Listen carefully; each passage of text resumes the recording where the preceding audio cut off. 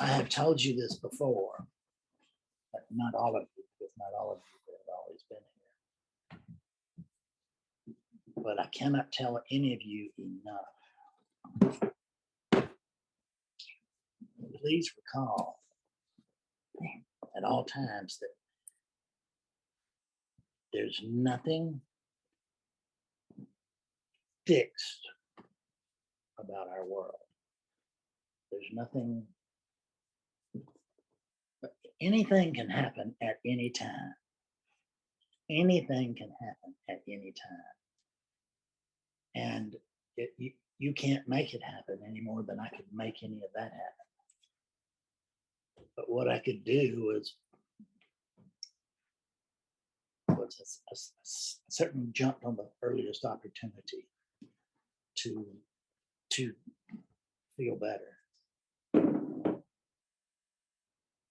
And I feel enormously better, and I have the very best life in the world, and I'm sorry for you guys who thought you did. But no, I'm just but you doing don't. I do. just doing what needs to be done. But it has, what I wrote somebody was that I wouldn't put this on my very worst enemy. Ever. But I wouldn't give anything, but I wouldn't take anything for not having this experience. The very worst things can be used as ways of expanding our understanding, ways of our understanding how the universe works. Some of it you can't put it into language. Most of it you can't put into language. But thank you, baby. But you come to see and know that nothing is impossible. Because think about it from the standpoint of the dream aspect that we always talk about. What is not possible in a dream? Nothing. People can walk on ceilings in dreams, right? Porpoises can talk. Anything can happen in a dream. And this is not your dream as an individual. This is divinity's dream. These are divinity's experiences. And if it's carved in, if it's not everything's carved in stone, much is not, but what is carved in stone is Karkenstein. And and it will happen no matter how much you resist it, no matter how much you deny it. You can try the other way because you can always get misery back. Misery is never far away, and it's never hard to get back. But you can look at the other way from the standpoint of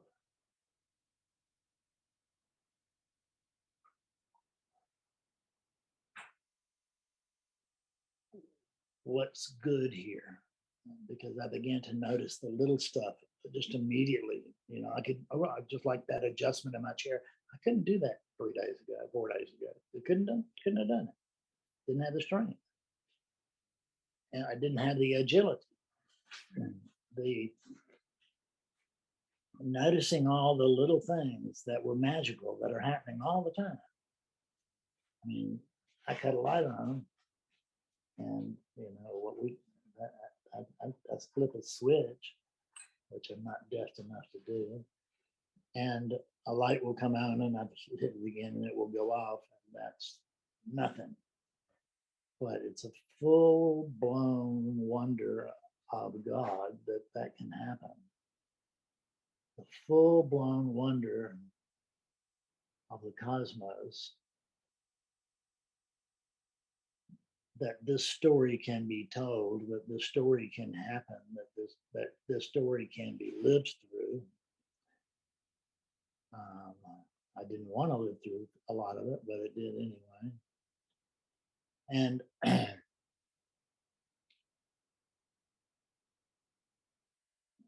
and I never set myself up as some martyr. I was a pretty good wimp. Some of this pain, some of this pain disappearing would be agreeable with me, sir, if it would be with you. And but that wasn't the way it worked out till it was.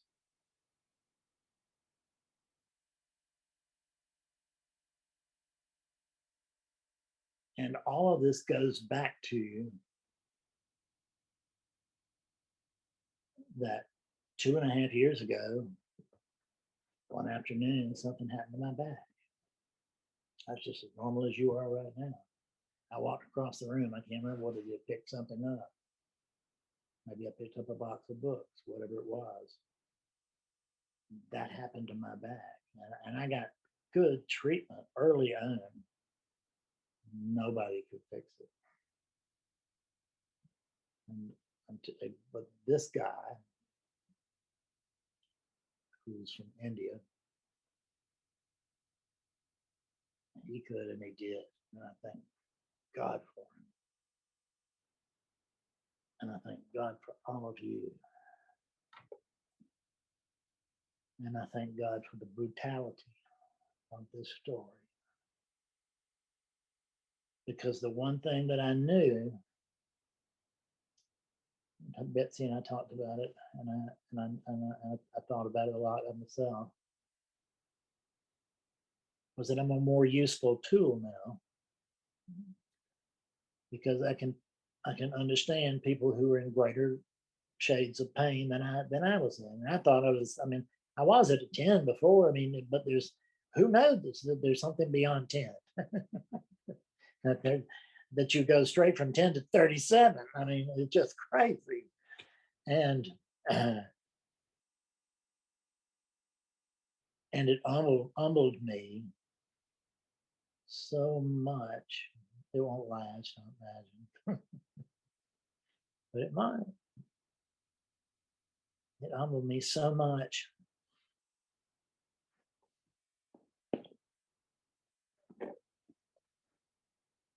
to realize that even though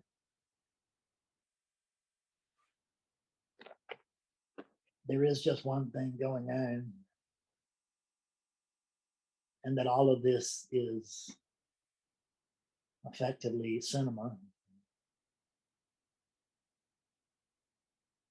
it still counts, and it still can be manipulated,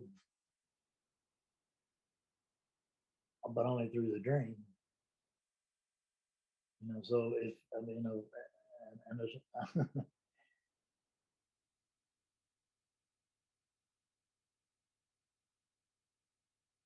and I want nothing. I can't say I want anything less than I have, although I could put up with a good deal less.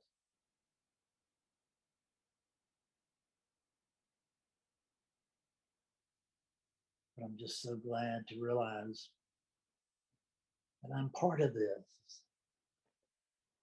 And that doesn't sound very non-dual to say I'm a part of it. But you are a part of it because it's non-dual and it's not logical. Don't think we can figure this thing out and say, well, wait a minute, who's part of what? Since we're talking non-duality. And it just doesn't work like that. Not everything has to be logical, and not everything is, and not everything has to make sense. And believe me, not everything does. But what does make sense throughout the heart of it is that love shines. Love shines.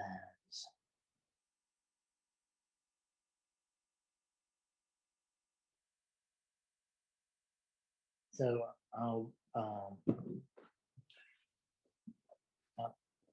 start with that and not go on with any more I love yous because I've already said it.